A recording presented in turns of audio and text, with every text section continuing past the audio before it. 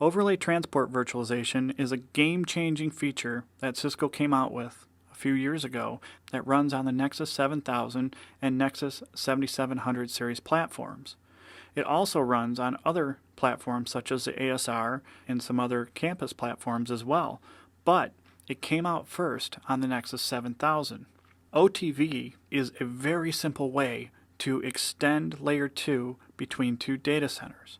That used to be very hard to do. You had to have special transports between your data center. And now with OTV, we can basically extend layer 2 over any layer 3 connection by encapsulating in an overlay and sending it across. It's very simple to set up and manage. It offers a lot of benefits for high availability and maximizing your available bandwidth. It's got a ton of protection built in to reduce the amount of fate sharing that you have between your two environments. So if you're linking two data centers, the great part is that you now have the ability to move workloads between, to replicate data, to do all kinds of cool stuff. But the bad part is you just link two data centers so that if you have something that goes wrong in one, there's the possibility for it to affect the other.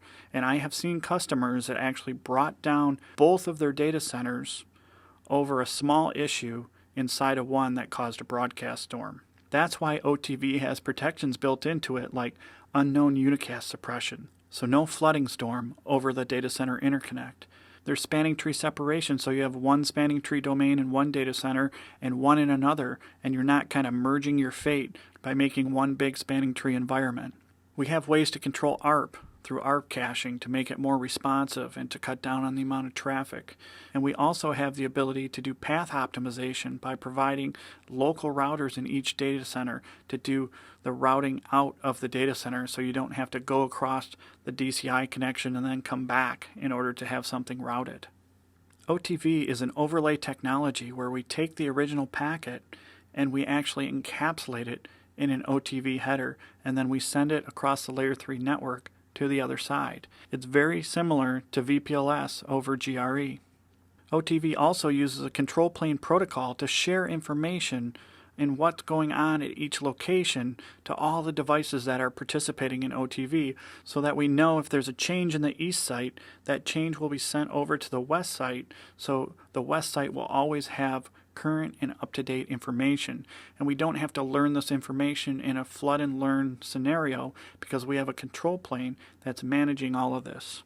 So if I was to have a device in the west site that wanted to talk to another device inside the west site, they would simply go to the MAC table and see that if MAC 1 wants to talk to MAC 2, that actually exists inside this site, and I don't need to go across the overlay network to do that. On the other hand, if I do have a device, for instance, MAC 1 wants to talk to MAC 3, and MAC 3 actually exists in my other data center that is connected via OTV, it actually looks like all one layer 2 domain. If MAC 1 wants to talk to MAC 3, it specifies in the MAC table that that device is reachable over the overlay.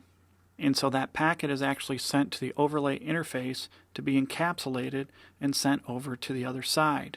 When it gets to the other side, it's actually unencapsulated and then sent to the local device, which is MAC 3. I hope you see how powerful and easy to use OTV is. It's a technology that is specifically designed for data center interconnect, whereas NVGRE and VXLAN today are better suited for inside the data center. Please join me for the next lesson on 7.5 Understanding NVGRE.